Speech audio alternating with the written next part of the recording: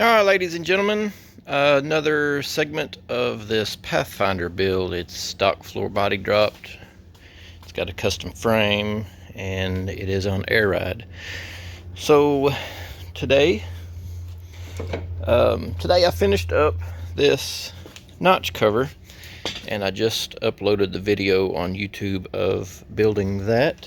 And my mistake is not checking these seats. So I ended up, got a mess right now, but I was going to update everyone. So what I've had to do is notch this out right here. I will just bring my brace up and over and possibly connect in that direction as well. So what I did is I've tried to fit the front seats in the back. That didn't work. I don't have enough room. So at this point I started building, and I think I'm just gonna try to run this factory seat. There is one of those side-by-sides that they make, razors. They make bench seats for that, and I was looking at that, but daggum, they're like $1,000, and I really don't want to do that. So I'm gonna have to recover these. I'm gonna have to pay somebody to recover these, and that will probably be about $1,000, but at least they will fit, because right here fits perfect, because that is still stock. These are dusty, I guess. Been on my shelf for probably 10 years. So what we've got is mimics that perfectly. This is all the aftermarket tub, and I've notched this now where they clear, so they will hinge forward. You can put a jack or something underneath. After I get done, I hope should be able to do that. I might be able to get them to latch, probably not, but not a huge problem really. Now they're not going to be able to go that low, because that is touching my 4-link and my differential. So that will have to sit 1.5 inches probably higher. So what I've done is took a 2x4, which a 2x4 is 1.5 inches tall if you lay it that direction. So I have stuck that on top of my 4-link bar and lay it down like that, so that seat doesn't go down all the way. And I might be able to squeeze another 1/4 inch or 3/8 out of this, but we're gonna roll with this for right now. So then I have taken the seat back. I'm gonna zoom this out because we are in a confined space here. So I've taken a seat back, and I have looked at it, and I have adjusted it to where it is all the way up. This swings, it will swing all the way down. So I pulled it to its first notch, and I had that fitted basically straight up. Nobody wants to sit straight up, but I've got it sitting straight up on its first notch. So then I was able to cut this. This is the other one, obviously. So I was able to cut all of this bracket down, and I made a flat spot pretty easily. It was about like this, right up in there, about that angle. And then I just cut all this out. And then this is the other bolt point, so I've removed it as well. Just cut that off with the grinder with a cutting wheel. And then what I did, I'm gonna flip this forward. All right, so then I took a piece of that same bracket, the big longer bracket, that one, and I have cut it down and welded it on to there. So I will click this back. So, all right, now what we've got, I'm gonna crawl up in here. Then I put a 8mm bolt and nut on the back side. That is not tight, that is just finger tight. And now what I'm doing is I'm looking at it and trying to get it positioned level. So that's about level, and it doesn't line up perfect to the seat right there, but I think it might be better to drop it down just a hair. I will continue to look at that. If this seat dropped down, it might look funny, but I will look at that. If I drop it down, then my hole's in the wrong spot, and then I will have to weld up part of a hole. More work, not a huge deal. But then I was looking at how to connect these two seats together. I don't know where my factory piece went for this. I could spend all day looking, or I could just build a new one. And I know even if I find the factory one, I'm still gonna have to modify it. So I'll have to find the old one and then modify it. Or I found this on my shelf. I don't know what size rod that is, 3/8, but that will slide right in there. So what I could do is slide that in a good distance, and then that is nowhere near half of this, so I will end up having to cut this rod down. But I could build a bracket that comes off of this and bolts in to this, and I could put a cross member right there to accept a bolt and make this a lot stronger, so this back of the seat won't be floppy. So that's kind of what I'm looking at doing. That will have to have a cross member across anyway to hold this panel down. So I think I'm gonna go ahead and drill this and modify that other seat back, and then look at where these seats come together and make sure all of this is going to work. I don't want to go too far ahead here and end up in the same position that got me where I'm at currently. I could make these backs bolt in separately. That might be a good way of doing it as well. What I could do is just come down with a piece of angle iron and then bolt on behind the seat back right here, and it would be welded onto that bar right there. Alright, so I lowered the seat, and I liked it so much that I lowered it a little bit more. So I've got some holes back there I've got to weld up. That cover is removable. It's super easy to weld back up, so that is not a problem. Carpet is going over it anyway. So then I took a level and I stuck this pry bar handle on that side to get it perfectly level. So I am going to mount this seat separate from the other seat, I believe. I'll just put that in until it stops, and I'll figure out a bracket for that and then cut this off where I need it and make it to where it bolts in to the cover.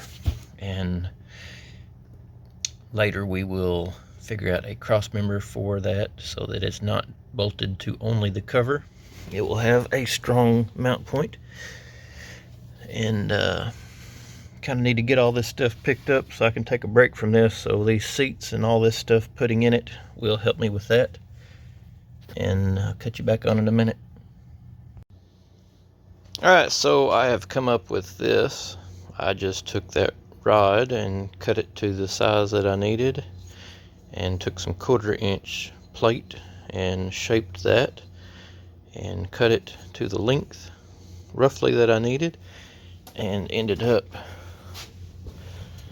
It slides in here and works right there. I didn't even have to resize this. I really thought I'd have to cut just a little bit off this end right here, but I've got the seat pretty much where it needs to be. So at this point, what I'm going to do is weld on a flange coming off right here with a hole in it where I can bolt that dude right there down, and then this back seat back it will be bolted in, and we can then look at doing this one matching that one. Alright, my phone's about to die, so I had to throw it on the charger, but I can show you from where it's plugged in. That's what I've got. That is the bracket that I cut off of the seat, so I just reused it. Plain and simple. So now what I'm going to do is take this bracket and I will mimic this with another 1/4 inch piece. I'll just trace it around with a Sharpie and make sure this is going to fit, but then I don't have to pull it back off. I've already got my template made or drawn out to where I can cut another one identical to this one. So I'll cut you back on in a minute. Alright, I might have to get in here to show you how the seat, this was my front seat that I was trying to fit, but I've got them lined up really good on the back. Everything is bolted in, but just to that thin plate, so it will get a lot stronger than it is right now once I put that brace under it. Alright, so today is my birthday. I don't have very long to work. It's going to be a very busy day for me. I've got family to visit and all of that. So I'm going to attempt to get the engine in today and fit this drive shaft. In order to finish the back seats, I have to know where my drive shaft is going to come out so that I can fit this floor in the back. And hopefully I can set it down a little bit lower than what it is. It will be a little bit more comfortable if those are sitting a little bit further back, a little bit further down in the back. And so to fit the engine, I will have to lift the vehicle up, put it on jack stands, move some of this hose out of the way, and then I will be trying to stick the motor and transmission in, and I will have to cut some possible firewall, but most likely the transmission tunnel and possibly this right here is where the drive shaft will be. It might fit right there, so we'll see. Alright, I'm going to get this thing up on jack stands and move some stuff, and I'll get back with you in just a second. Alright, so before I fit this motor and transmission, I've been waiting to paint the transmission because the speedometer is busted off in the casing. I was able to grab a hold of it with some vice grips, and I've got it to where it spins now, but it's not wanting to pull out. But it is freeing up a little bit. It's getting easier to turn. It was locked up pretty solid. I think what I'm going to do now is pry on it a little bit against the casing and my vice grips. That's not working. Oh, there it is. Alright. So, good deal.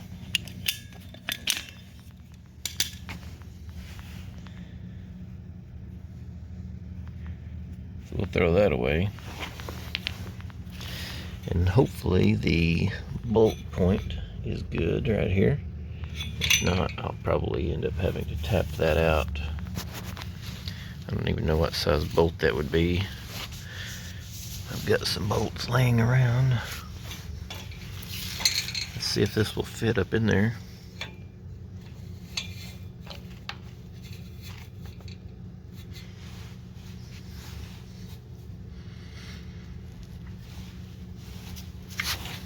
Might have to tap on that with a rubber hammer, but I really don't want to. There we go.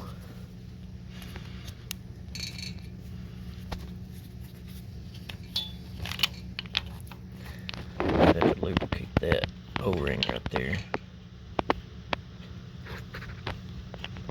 Alright, I'm going to lubricate this and then figure out what size thread that needs to be. I'll cut you back on in a minute. Alright, so I got the speedometer put in and I got the bolt put in. The gear on my new one is longer than this gear, and I don't know why. Hopefully that one will work fine. I'll try it and see, I guess. I'm having to use my gantry that I have got. So this is good for picking up car bodies and things of that nature. It's rated at 2,000 pounds, so I can pick up pretty much anything that I need to. And I'm just gonna try to fit this in and see how well it works. My cherry picker's out in the back of my truck, and I just didn't feel like getting it out of the cold rain. So this will work fine. I'll cut you back on in a minute. Alright, so I went to put this in, and my gantry doesn't have a way for me to tilt this like my cherry picker does. I could have used the thing on top, but this is going to have to be cut off anyway, so I decided to just remove all of the wiring out of the front of this.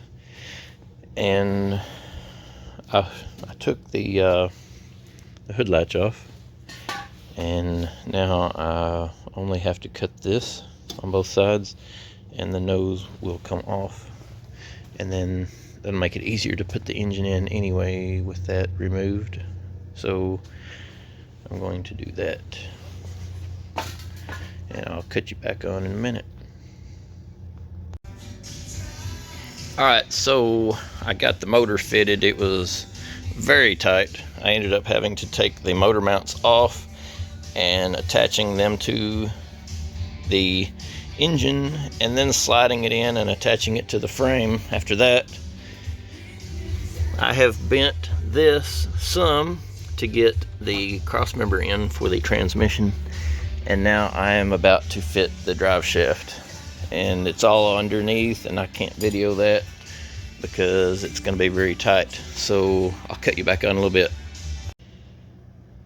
Alright, I'm going to show you what I've got going on. I've got a lot I'm going to carry around. So I fit the motor and transmission in finally. It is hitting the tunnel. The drive shaft is hitting, and the transmission is hitting right here.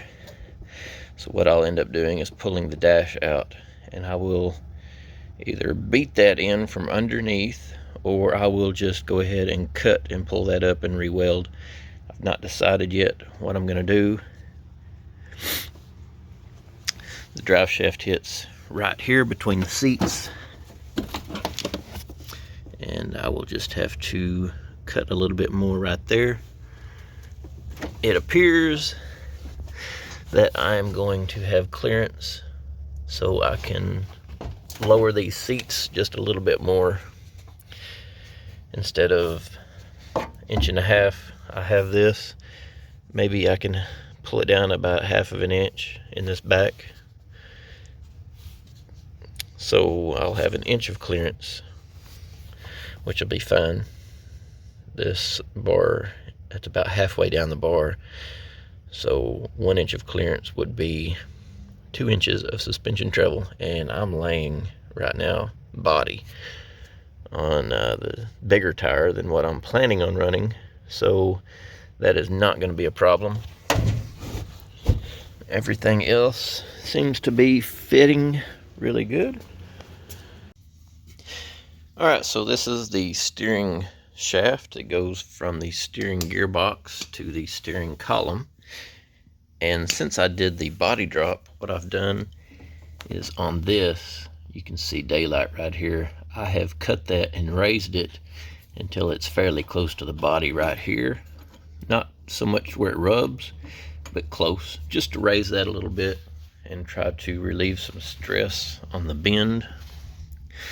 So once I did that, this is now too long, and this on this side can only go on one way because the bolt will go through that, and it has to have that notch right there for the bolt to go through, and that will also keep it from spinning. If the splines were to fail, that bolt would also keep it from spinning. And on this side, it just slides on. It's just splined, and this bolt goes through that notch right there when it's put on all the way. So that's how it works, but it's too long and I need to shorten this. So what I'll do is measure from the flat spot here to the end, and that is the length that I'm going to try to shorten this. I'm gonna go ahead and knock this off, but most likely what I'm gonna have to do is shorten it down here, because I'm sure these splines stop, and I want all of the splines that I can possibly get, because I do not want this to fail. If you're driving down the road and your steering wheel quits turning your vehicle, that would not be very cool. So I'm going to knock this off and see how far these splines go after I get this measurement. I'll cut you back on. I measured 5/8 and I used masking tape. So all I have to do is take my cutoff wheel on my grinder and cut off all of this tape, and then I will angle all of this so that I can get a good nice weld all the way through. I'll weld 2 or 3 times around it and build my weld up until it is all the way to the edge here, and I can smooth it with a grinder. And that should work as long as my weld penetrates really well. So I'm definitely gonna have to angle both sides of this all the way around, so that cannot break. I may actually might be good to put a sleeve around that too and weld the sleeve in. We'll see what I've got room for. I'll cut you back on. Alright, so I cut out 5/8 of an inch, and then I angled all of this so that I can build that up with a weld. I'm going to try to weld this really hot, and I'm going to try to keep it straight to keep the heat from pulling it one way or another. This rubber sleeve right here fit right here like that, and it will slide over the splines and everything. That will catch on fire, so I removed that. I'll just set it over here with my stuff, and I'm going to, at this point, attempt to weld this back in, and then see if I can find some kind of sleeve or something, maybe just some flat steel, and just beat it around, maybe tack weld it, and then start hammering it to where it goes all the way around, and then weld that in for extra support. We'll see. I'll cut you back on. Alright, so my first attempt to weld this, it was just a hair crooked. I went ahead and busted it back off and ground my angle back and started over. And this one looks really good.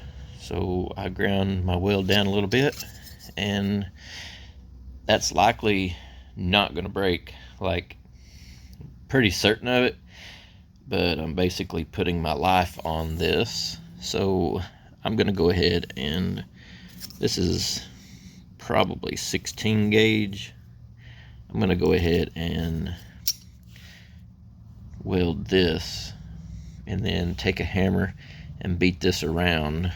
I'll rotate this and hammer it in until I get back to where it's welded, and then I will cut that off, and I will hold that down with some pliers or something, and then weld it again, and then I will weld around both sides that are around it. So just gives me a little bit extra. I really don't think that's going to break, but just added support right there. So kind of just putting your life on a weld right there, because your steering could completely go out. So I just decided to do that. All right, I'll cut you back on in a minute.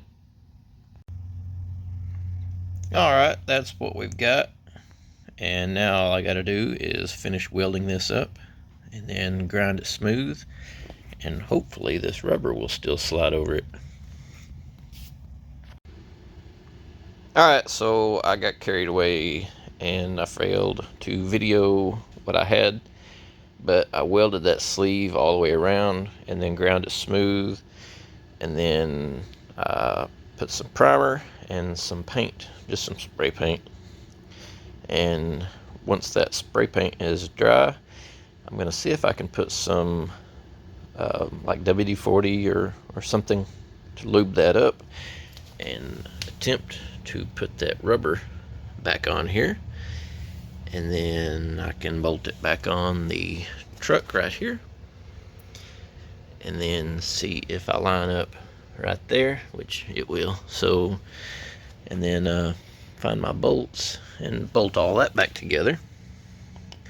Then I will move on to the next project on this. Alright, so I put WD-40 on that, and that piece of rubber just slid right up on there, just like I wanted it to.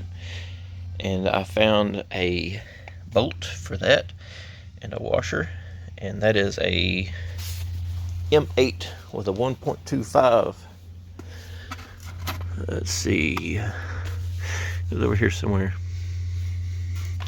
This is all my bolts, and they are not organized.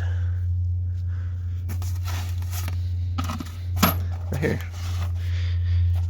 M8 125 with a 30mm length, and this side is threaded, and I just used a washer right there. And now I am ready to fit this onto the truck and put my nut on that. And let's see if it'll fit. So the first thing I'm going to do whenever I try to fit this is I'm going to look and make sure my wheels are pointed straight. This one is pointed out. It's got quite a bit of toe. And so does this one. It is pointed out. So my toe just needs to be bumped in quite a bit on both sides, but it's fairly center. I'm just going to go ahead and make sure my steering wheel is pointed straight, which it is. And at that point, I can put this in with all of that lined up. So that will be up like that. So I need to basically mount this like that. All right, I'm going to see if I can put this on just a second.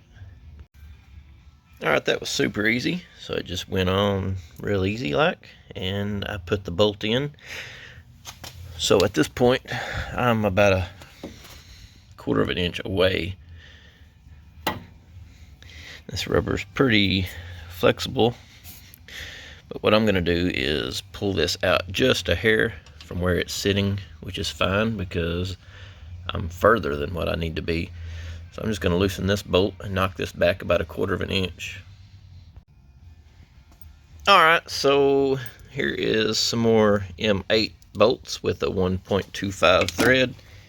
I'm going to run to town and get some nuts for these and some washers, but that is what this is going to require to finish bolting this together. So it should go on real easy like. So just a washer on each side and run it through the rubber, top and bottom, and bolt that in place. I've got to go to town anyway to get some parts for our dryer. The belt broke on our dryer, so my wife cannot do any laundry. And I have removed the back seat, and I'm going to notch this a little bit more for that drive shaft. I'm going to close this in, and then I'm going to pull that bolt out, retap that hole, because that bolt right there seems like it's getting stiff. So I'm gonna retap that hole, put that bolt back, make sure everything lines up good, and then cap this off as well. That'll be a couple of projects for today. I'm still waiting on parts for customers' projects, so need to kind of get this where I can steer it and get it moved into my other part. And I'd like to see if the hood's gonna shut, so I'll see if I can put this on with fenders. Got my fenders over here, so I'll put fenders on and bolt that in and see if the hood will go on and shut. I'm very curious about the hood, so I'll get back with you in a minute. Alright, I went to town and I got some bolts and nuts. I didn't get bolts, I already had bolts. I got some nuts and some washers, and I came back and I fixed my wife's dryer. So if I don't accomplish anything else today, then that is done and she's happy, so that's all that really matters in the end. But I came out here and I went to put all this back together, and I realized that I left this on there. So that was really good. I did myself a good favor, but I didn't even need to go to town to get all of that. So at this point, I can just put this back together and tighten that down. So I'm gonna fit that back and I'll get back with you in a second. Alright, so the WD-40 that I used has eaten some of my paint. Hopefully that will dry and it'll still cure out, but we will see how that goes. But this bolted in really nicely. I ended up pulling the key out of the ignition so the steering wheel would lock up, and it was easier to tighten those bolts at that point. So I do have to remove the steering column at some point, and this is a bolt-in piece right here that this steering column goes through, so I can repair that hole right there easily out of the vehicle. I'll probably go ahead and do that after I pull the dash out. I've got to pull the dash to clearance the transmission and the floor. So I'm going to go ahead and stop this video. I'm on vacation this week, and I'm probably going to go ahead and make another video really quickly, and we'll be clearancing the floor and probably putting the nose on and making sure the hood will shut in the next video. So alright, be prepared for that, and hope you liked it, and subscribe, like, whatever you want to do. I'm doing this for free to help somebody. So alright, talk to you later.